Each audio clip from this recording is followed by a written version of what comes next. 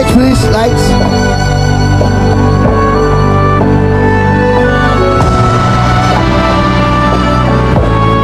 Sino ilo sa mundo?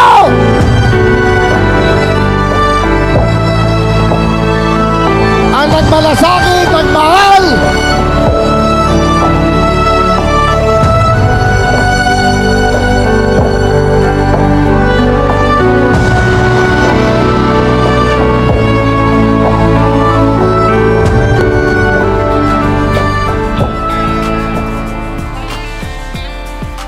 Kindly sit down. Relax lang po kayo. Medyo paos ang boses ko. At pasensyahan ninyo ako. Maraming nasa utak ko. Papunta ako dito kung anong sasabihin ko. Puno kanina ang kaalaman ko. Ang problema, nung sumayaw yung magkakaroon dito,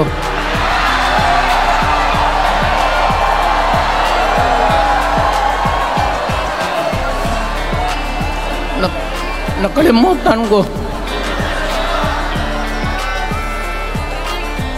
Matanda na rin kasi ako. Ano ito? Meeting de avance? Alam mo, nung unang panahon, wala naman tayong kamuang-muang, wala naman tayong kalaban, wala namang nagagalit sa atin. Pumunta ang Espanyol at inagaw ang ating lupa, hinirang. For 400 years, nagtiis ang Pilipino, subjugated by foreigners.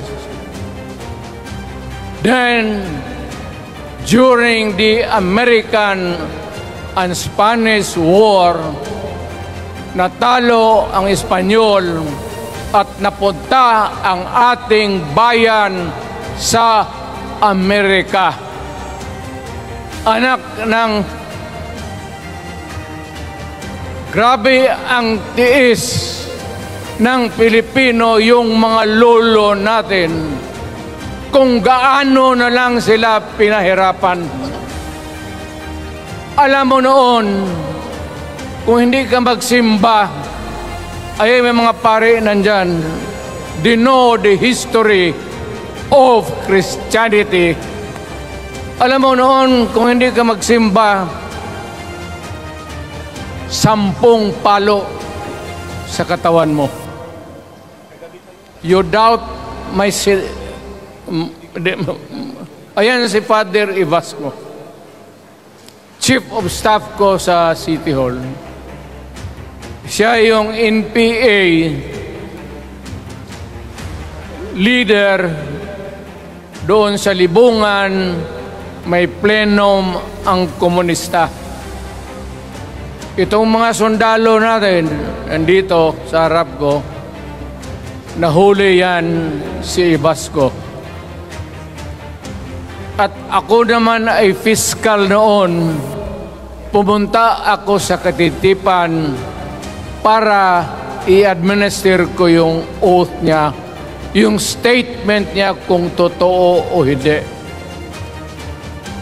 Pagkatapos noon, sabi ng mga sundalo, Piskal, papatayin namin itong 2 pare, Father Tison Waray, pati si Father Ibasco. Bumaba yan sila sa Visayas para makiksapalaran sa NPA. Sabi ko, wag, kasi pare yan. Puta, alam mo, ang Diyos nandyan kung ito lang naman yan ang prinsipyo, ideolohiya, hindi naman kriminal yan, kidnapper o pusher. Sabi ko, kulungin na lang ninyo. So, sa matagal na panahon, sulat siya ng sulat kay Cory.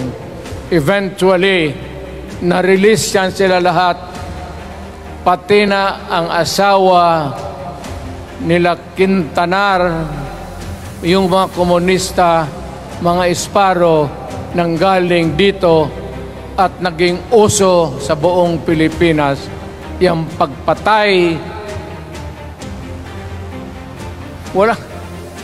Barangay captain, konsehal, military, navy, police, puro may pamilya. Anak ka ng kakawalang kwenta yung ideolohiya. Kung hindi mo man lang mabinta sa mapayapa na panahon, so kinuha ko siya Chief of Staff, tapos umuwi siya sa Bohol, naging governor. Pare ito. Nandito siya ngayon, kasama tayo, at maraming salamat. You guys from other parts of the Philippines nagpunta rito para lang makipagduyog sa Bisaya, sumama lang sa ating, kung sabay tunong sa Tagalog, yung ating, the purpose of why we are here. Wala akong, no longer in politics. I am not a candidate. Nahirapan nga ako mag-akyat ng hagdanan. I am 80 years old. 79 lang, pero hindi binibilang yan eh. Sabi malas daw. Sabi ng asawa ko, 80 na ako. O sige, 80 na. Pero nung lumabas itong People's Initiative, okay man yan. Abogado ako. There are 3 ways of amending the Constitution. Mag-constitutional convention, mag-election tayo sa political districts ng representante para sa assembly to convene there and propose changing or modification of our Constitution. Itong People's Initiative, pati itong Congress, they would convert the Congress into a constituent body and propose the Constitution. Alinman dyan sa lahat, it will be submitted to the people for ratification. Ang problema dito, ako, Mr. President, Ma'am Lisa Araneta Marcos, hindi ninyo ako kalaban. Wala akong sinasabi ng masama. Hindi lang ako makakampanya noon. Alam mo, iniiwasan ko ito. Itong panahon na ito talaga ang iniwasan ko kasi mapipilitan ako ngayon magsalita laban ng mga tao sa gobyerno. Alam mo, Mr. President, hindi ako maghingi ng tawad. Kagawan mo yan eh. It is your responsibilities sa sarili mo. What you do in this world binds you. Iyo yan. Huwag mong sisihin ang ibang tao kasi sarili mong utak at katawan yan. Nung ako'y mayor, pinakitaan ako ng evidence ng PDEA. doon sa listahan, nandoon yung pangalan mo. Ayaw kong sabihin yan kasi magkaibigan tayo. Kung hindi magkaibigan, magkakilala. Ikaw pumapasok kayo ng alanganin. Mr. President, baka susunod ka sa dinaanan ng tatay mo. Diyan ako takot. Ayaw ko mangyari sa iyo yan.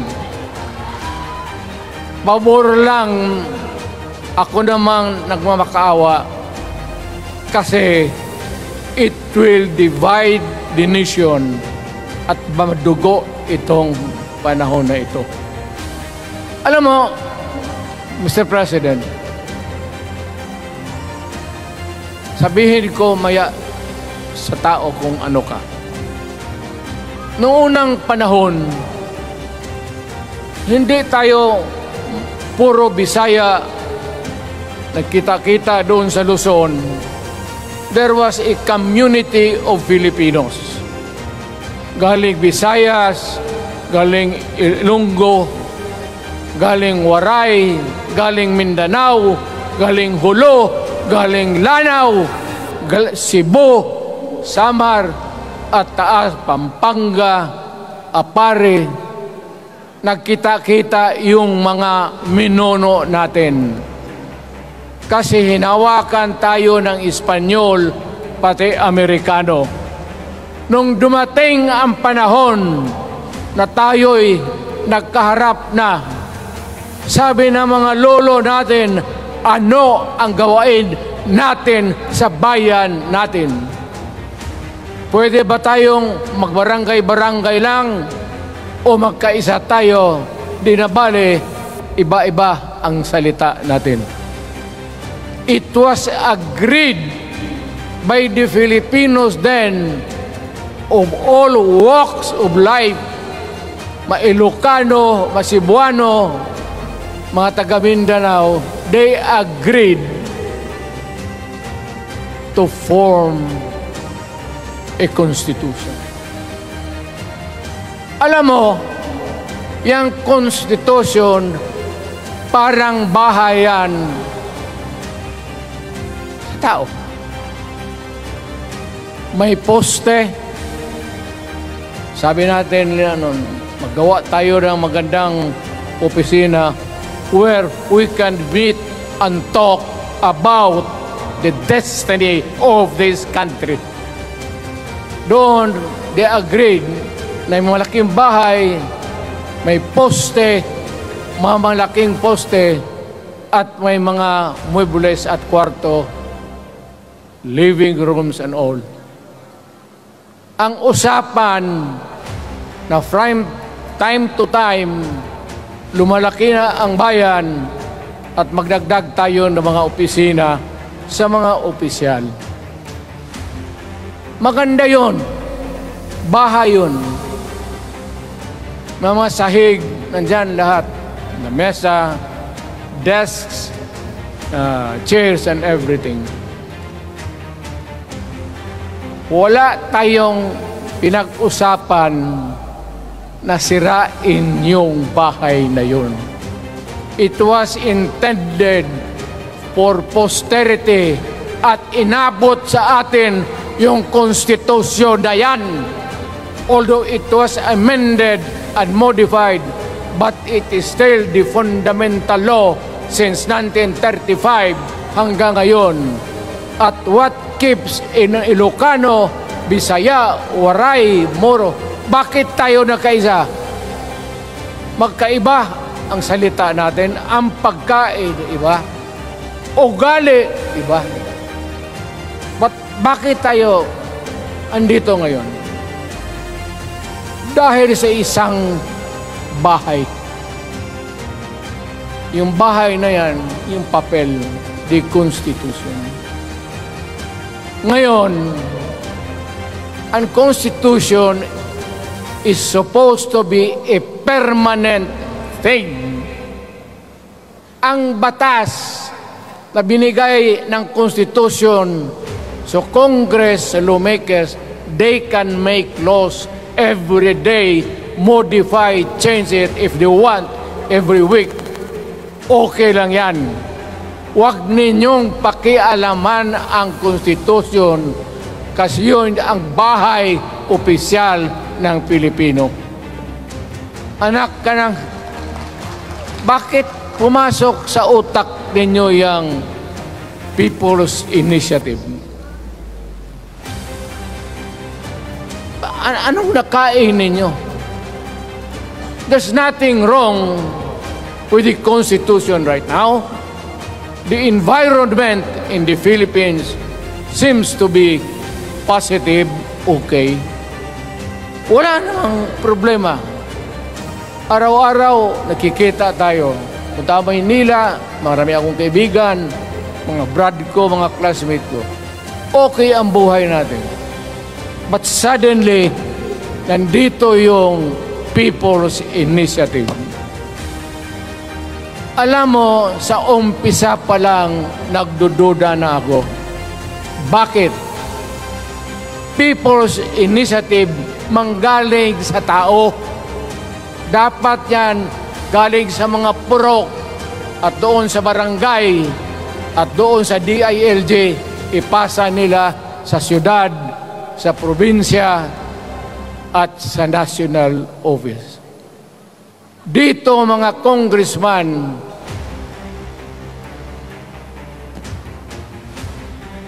alam ninyo, kung magkaletse-letse ang buhay na ito, sabihin ko sa military, sirahan ninyo yung Congress.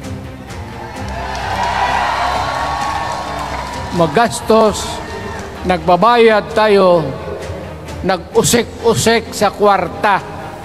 Sige pamayad para People's Initiative. So, what is the motivation? Galing ba sa puso ng tao yung pinipirma niya? Hindi yung pirma niya yung petition para ito, kaming nagsipirma dito, pumayag na merong pagkaiba ngayon sa Constitution. Pirma lang, pati pera. Anong klase yung putang ina niya? Ganon na lang ang tingin ninyo sa Pilipino. Pagka ganon, maghiwalay-hiwalay na tayo. Kayong taga Luzon, pumunta na yan sa Mindanao, mag-declare na lang tayo ng independence separate. Bakit? Binababoy ninyo ang bayan natin. Ako naging presidente. Ako naging mayor. Ako naging congressman. Ang sinasabi ko sa inyo, putang ina. Malinis, no? Baka ihi mo ito, ha?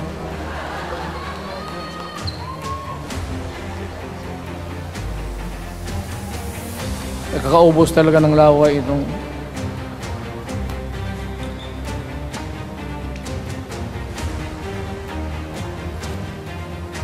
What do you expect? The national government, particularly ang Malacanang, anong gusto ninyong response? Niwala kayong mga seminar na ganon. You never educated the Filipino people. You want the Filipino to remain ignorant para you can do what you want with the country. Yan ang totoo. Kasi ginagago ninyo para walang alam ang taong bayan. Well, kaming nakapag-aral at may alam kundi hindi katanggap-tanggap yung ginagawa ninyo. Sa umpisa pa lang, binibili na ninyo yung signature ng Pilipino. Yun ba ang People's Initiative? You know, national provincial, city, munisipyo, then di barangay. Yan ang echelons ng power sa gobyerno. Hindi naman ninyo gigamit ang barangay at binigyan mo ng 20 milyones isa't isa sa kanilang mga congressman at binibili ang Pilipino. Alam ninyo kung ano yan? Kaluluwa ang ninyo ang binibili ng taong bayan. Hindi ako mapayag ng ganon. Nakapag-aral ako, hindi naman ako ignorante. Bakit ka mag-people's change? Ang problema ninyo, ganito. Ay, hindi pa. Pauna. Ang malas ng Pilipinas, every president, almost all, pag naupo na dyan sa Malacanang, walang ginagawa kung mag-isip ang mga putang ina kung paano pahabain ang termino nila. That's the problem. Bakit ganon kayo? Ang demokrasya may eleksyon. Para naman, tignan din nyo, Presidente Osmeña Bisaya. Ang napaalaala ko pa, Garcia Bisaya. Then Magsaysay Ilocano. Then si Quirino Ilocano. Ganon dapat. Ang election is a cleansing process. Gumagalaw yan. Huwag mong pigilan. Ngayon, kung ikaw nandyan, naupo ka, you stop the process of governance, hintuin mo, kasi pahabain mo ang termino, gusto mo. Sabi ko nga sa iyo, Mr. President, kaibigan kita, Bingbong. Pag pinilit mo ito, lalabas ka ng Malacanang kagaya noong panahon na pinalayas kayo.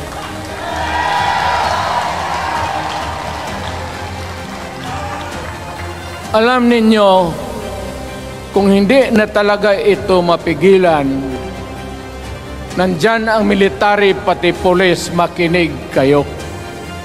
Pag-aralan ninyo kung ano yung pinapakain nila sa taong bayan. At pagka nakita ninyo kung ano ang mali, you correct it. Nasa inyong kamay na yan. Ganito yung plano. Presidential, tapos parliament. Ang presidential, lahat kayo, ako, ikaw, lahat, hanggang doon, nagboboto, direct vote to elect a president. Itong parliament, prime minister lang ang magboto, yung mga assembly who are the congressmen now. Putang ina ninyo, wala akong tiwala sa inyo. Wala kayong prinsipyo, bukang pera kayo lahat. Yan ang totoo. Kaya gusto ko, pag nagka-letse-letse nga, pumasok ang military, palitan ninyo lahat.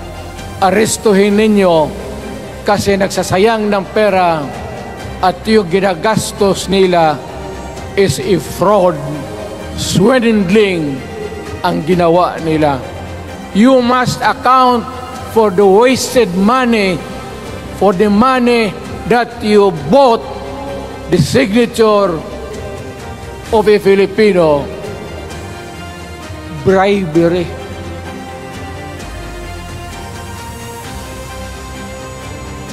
Magdasal lang kayo.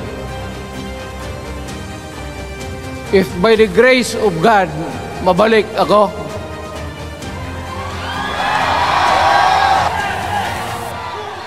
nilagro lang naman yan, hindi ba yan totoo?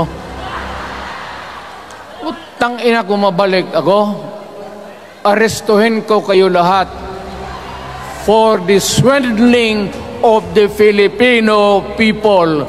You committed fraud. Pinagsayangan ninyo ang pera namin. People's Initiative does not involve buying the vote or the signature of the Filipino. Talagang mga wala kayong prinsipyo, mga putang ina ninyo. Yun naman, baski ano ka, diyan katagal ako. Ano, yung sa likod ko, umupo ako diyan. Vice Mayor ako. Diyan, Mayor ako, pinakamatagal. Naging congressman ako. Presidente. Kayo, nagpasok sa Congress, eleksyon, nanalo, Seiko. So parang ganito, yung mga, para sa mga dalaga, pati yung lalaki. Pasok niyan, Seiko. Paglabas niyan, pagkatapos, Rolex na. Pumunta ng Malacanang, nakatamaraw, paglabas niyan, nagka-Mercedes-Benz. Busog kayo lahat. Tingnan ninyo yung mga bahay noon ng mga congressman at tingnan ninyo ngayon kung ano kayaman sila, lalo na yung mga bahay nila sa Maynila.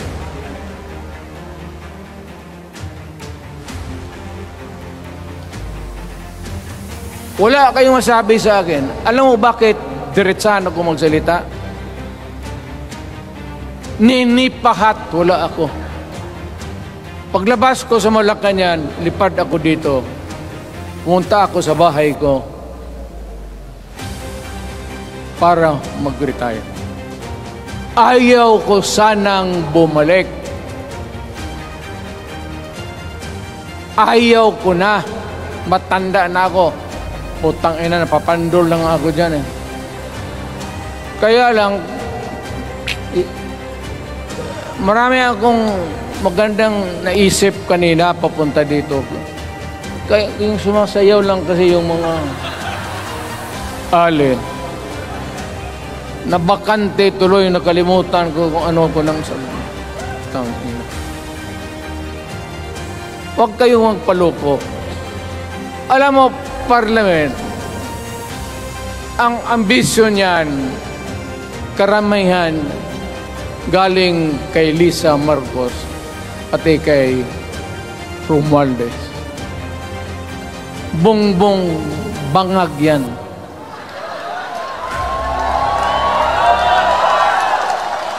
That's why sinasabi ko na sa inyo ngayon, si Bongbong Marcos bangag noon, ngayong presidente na bangag natin ang presidente. Kayong mga military, alam ninyo yan. Lalo na yung nasa Malacanang. Alam ninyo. The Armed Forces of the Philippines, alam ninyo. May drug addict tayo na presidente. Putang inang yan. Ayun ang, bakit ako nagkaroon ng kaso ng ICC? Sabi nila, pinapagpatay ko raw yung mga drug user at drug addict. Mabutit na lang,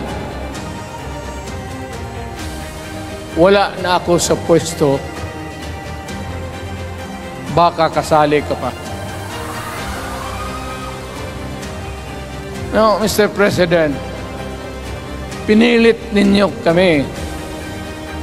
Kayo yung sa Bisaya, kinikitoy mo yung Pilipino.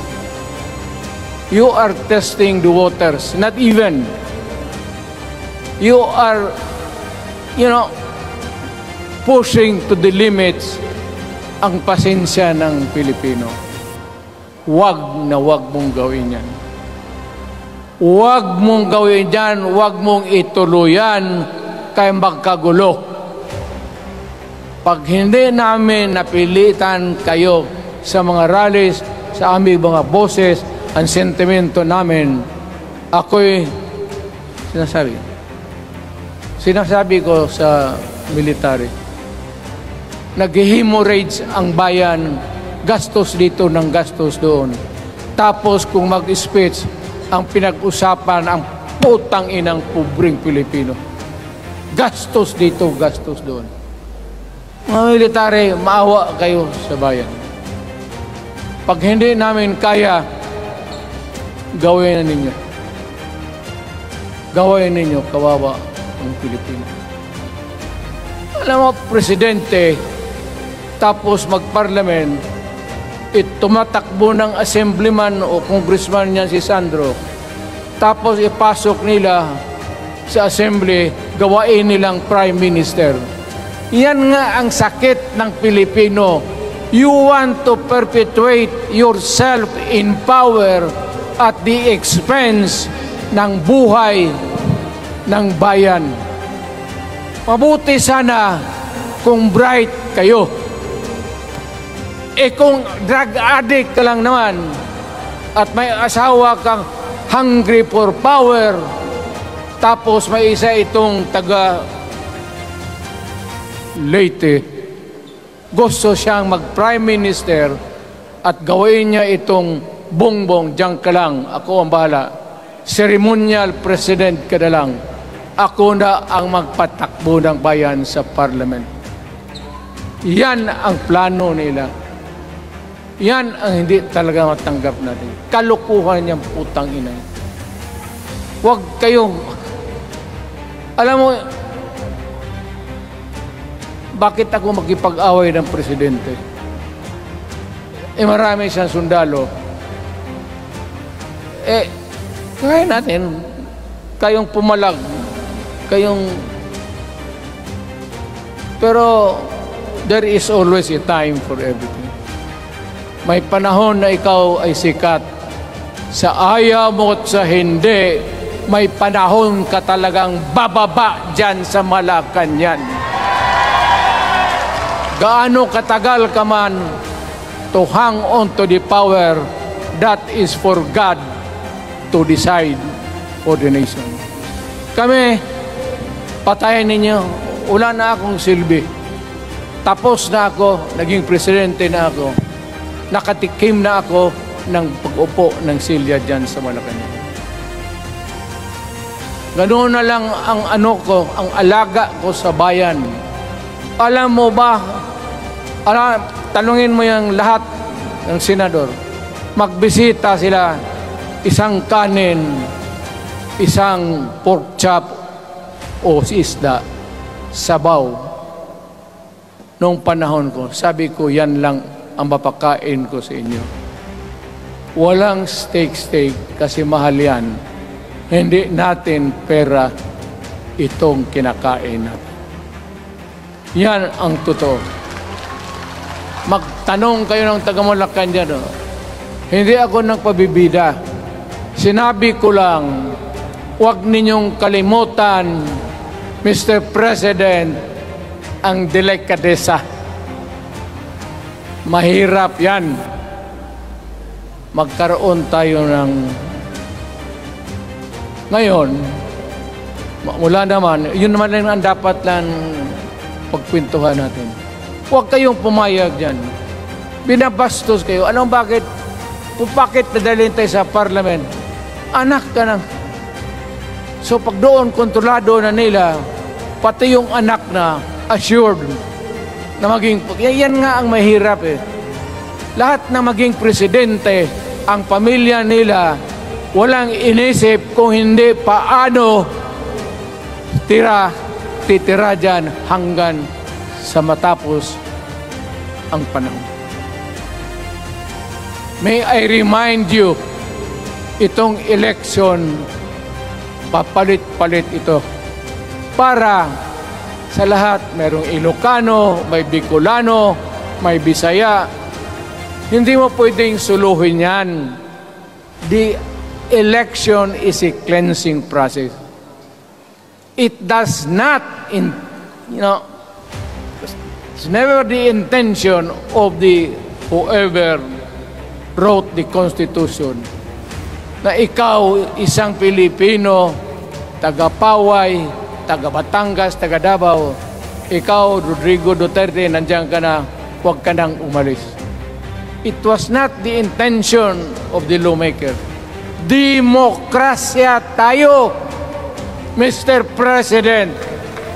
Huwag mong kalimutan na isang term ka lang pagkatapos bababa ka na. Pag ayaw mong bumaba, utang ina magkagulo ang bayan, sabihin ko sa inyo. Ngayon, nakikinig kayong mga military. Gusto ninyong iwasan ang dugo? Kayo lang ang makapigil nito. Putang ina, pigilan mo yung kalukuhan na yan. Pagka hindi itong rally na ito, it will multiply all over the Philippines and there will be trouble. Kami ako ang nauna kasi galit ako. Dumaan ako ng presidente. Not even for a minute did I think or was thinking of extending my term even for one day. Nung natapos ako sa araw na yon, bumaba ako, sumakay ako, lumipad ako dito sa Davao. Ikaw, Mr. President, hintayin mo yung 6 years, kalimutan mo na yung kay Romualdez, kasi yan ang magpahamak sa iyo. At maraming magagalit sa iyo, pati na ang militar. Kaya hindi na ako magtatagal. Yun lang ang dasal ko. Reject. Protect the Constitution. I am calling now the armed forces and the PNP. Protect the Constitution. Trabaho ninyo yan. Huwag ninyong kalimutan. Kami, inyong dapat, you should worry about the nation. The millions of Filipinos. Huwag kayong mag-isip lang ng isang pamilya. Putang ina. Ilagay ninyo sa utak ninyo yan. Bahala kayo. Balang araw, magsisihan. Pero kasi umuulan naman, hindi ulan.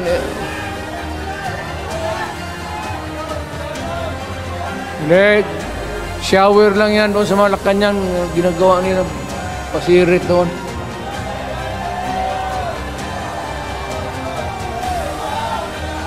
Wala naman rin akong masabi. Kasi hindi man ito eleksyon.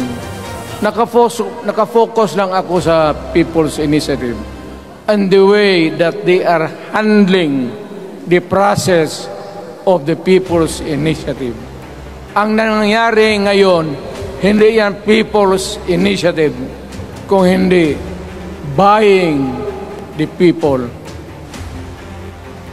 for their signature. Pag-umpisa pa lang, bayaran na. At maniwala ka ng konstitusyon, lalabas yan maganda. Kung pira-pirahin lang tayo. Balang araw, wala na ako sa buhay. Maybe 10 years, 5 years from now. You might want to change some provision. Yung sabi nila, the usual excuse is economic provisions lang ang aming pakialaman. Putang ina, huwag kayong maniwala dyan sa mga yawa na yan. Puro kasing sinungaling ang mga ulol. Alam mo, pag nagtawag ka ng Constitutional Convention to People's Initiative or when you open the Constitution, hindi mo pwedeng limitahan ang powers na yan.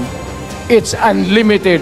Kung ano ang gawain nila at kung ano ang utos ng may pera, kung bayaran sila, ipagbili talaga tayo. Ipauhanin na lang ako, naghingi ako ng may mga congressman dito, ito yung matitino. Nandito si Congressman Alvarez. Pumunta talaga siya. Hindi man kasi niya ako hinayaya. Kapupunta sana ako ng Tagum. Para lang ako galit talaga. Bakit po putang ina? Galit siya. Bakit? Bisaya pa makumutan ko na imong naong. Magharap ka sa akin, ganoon ko yung mukha mo. Bakit? Bakit bigyan mong problema ang Pilipino? Ano ang kasalanan ng Pilipino at gumagastos kayo, binibili milyon ng milyon, kayong mga congressman, putang ina, istapa yan. Swindling yan.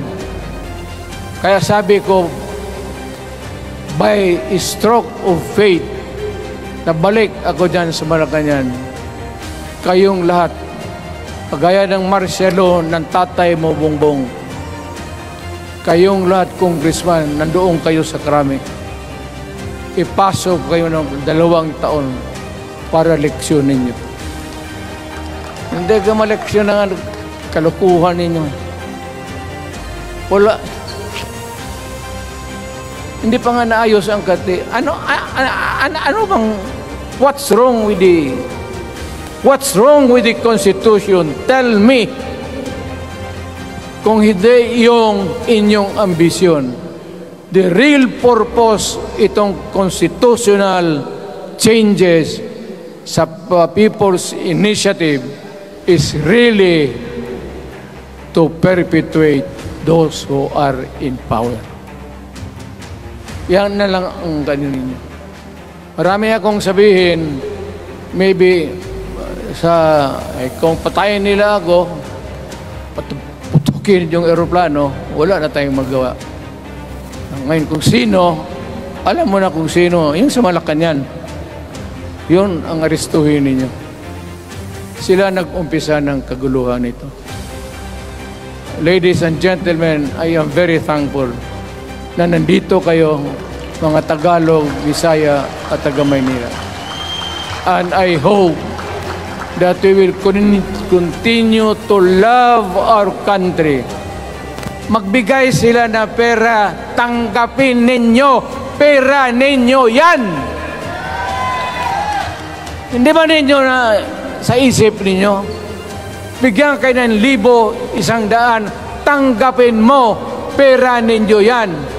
Pati yung sa bulsa nila, kinakain nila, at pinagbili ng bahay kung saan-saan, pera ninyo.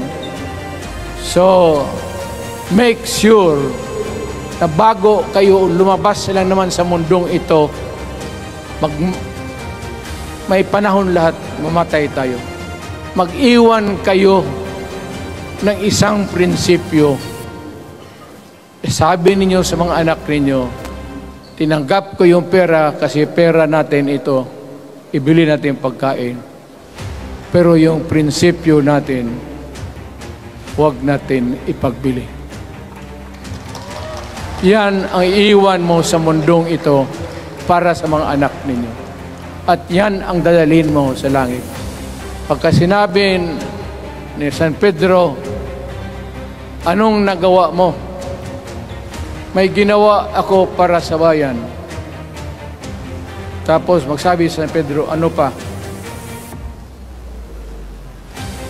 Yung mga ibang bagay na ginawa mo, mga kasalanan, mga kabit, ganun. Sabihin mo kay San Pedro, San Pedro, nandito ako sa langit para makipag-isa sa Diyos. Pag hindi ka tumahimik, yung manok mo, hawakan ko, ilambos ko yan sa ulo mo. Utang ina ka. Buksan mo yung puwertahan at papasok tayo, magkita-kita tayo sa langit. Lahat kayong hindi nabili, sigurado ako, langit kayo. So, kaya basing anong kasalanan niyo, okay na yan. May guarantee na kayo yung passes. Mahalaga yan as a matter of principle. Prinsipyo sa tao. Maraming salamat po.